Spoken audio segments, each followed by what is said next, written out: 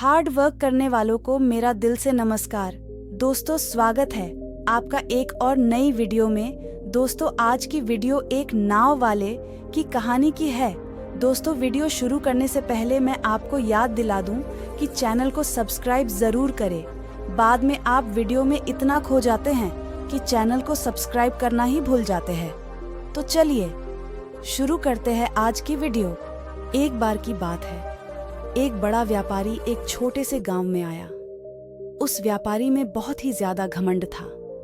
वो व्यापारी उस गांव में अपनी एक फैक्ट्री बनाना चाहता था और वो उस जगह पर जा ही रहा होता है कि उसके सामने एक ऐसा रास्ता आता है जहां उसके सामने एक नदी होती है और नदी के उस पार गांव होता है। अब उसके पास दो रास्ते होते हैं कि या तो वो सड़क के रास्ते से निकलकर उस गांव तक पहुंचे जिसमें उसको 7 से 8 घंटे लगेंगे, या फिर एक नाव की मदद से नदी के रास्ते से होकर उस गांव तक पहुंचे जिसमें उसको सिर्फ 20 मिनट लगेंगे। उसने अपना समय बचाने के लिए नाव से जाने का फैसला किया। उस वक्त वहां एक नाव वाला अपनी नाव लेकर खड़ा था। वो व्यापारी उस नाव में बैठ गया। वो नाव ज्यादा बड़ी नहीं थी। उस नाव के एक तरफ वो आदमी बैठा था जो नाव चला रहा था और दूसरी तरफ वो व्यापारी बैठा था। नाव में बैठने के कुछ वक्त बाद व्यापारी ने उस नाव वाले से पूछा, तुझे पता है कि इस वक्त तेरी नाव में कौन बैठा हुआ है?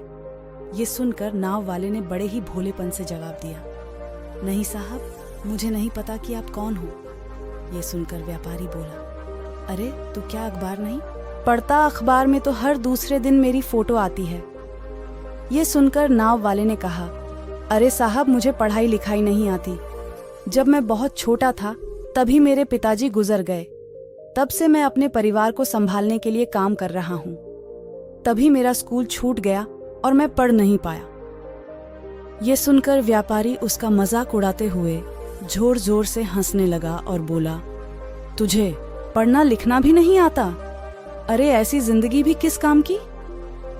ये सुनकर उस नाव वाले को बुरा तो लगा, लेकिन वो चुप रहा और कुछ नहीं बोला। थोड़ी देर बाद वो व्यापारी नाव वाले से बोला, ये जो तुम जमीन देख रहे हो, बहुत ही जल्द यहाँ पर हमारी फैक्ट्री बनेगी जहाँ पर हमारे ब्रांड की मिनरल वाटर की बॉटल्स बनेगी। उस नाव वाले को व्यापारी की बात समझ नहीं आई तो उसने व्यापारी से पूछा, क्या बनेगा साहब? व्यापारी ने चीढ़ कर कहा, अरे हमारे फैक्ट्री में पानी की बोतलें बनेंगी जो तेरे गांव में नहीं बिकती लेकिन शहर में बहुत बिकेंगी। अरे तू कभी शहर गया होगा तो तूने देखा ही होगा दुकानों पर पानी की बोतलें बिकते हुए। दोस्तों, वीडियो पर एक प्यारा सा लाइक, कमेंट और शेयर जरूर करें और चैनल को सब्सक्राइब करना ना भूलें। चलिए आगे बढ़ाते हैं वीडियो को। ये सुनकर नाव वाला बोलो, अरे साहब, मुझे कैसे पता होगा? मैं तो कभी इस गांव से बाहर गया ही नहीं।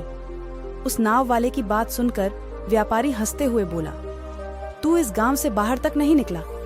अरे तेरी ये जिंदगी किस काम की? ये सुनकर नाव वाले को बहुत बुरा लगा। उसे सच में उसकी ये जिंदगी सच में किसी काम की है ही नहीं।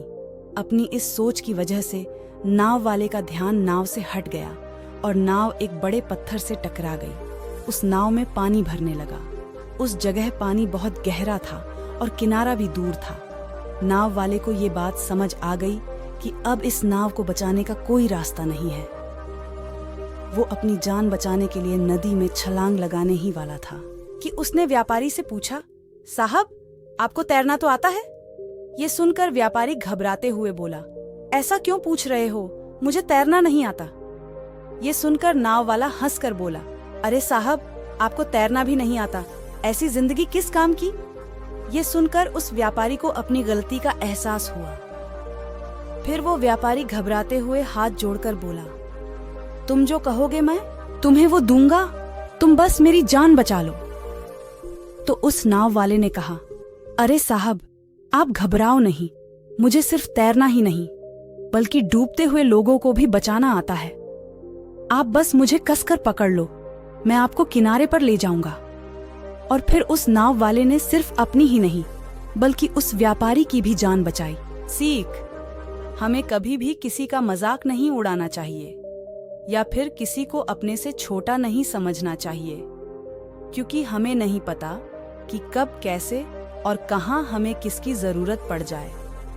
दोस्तों, वीडियो कैसी लगी हमें कमेंट करके ज़रूर बताएं और वीडियो को शेयर करना ना भूलें और चैनल को सब्सक्राइब ज़रूर करें और बेल आइकन को ऑल पर सेट करें ताकि आपको ऐसी ही और वीडियो की नोटिफिकेशन मिलती रहे।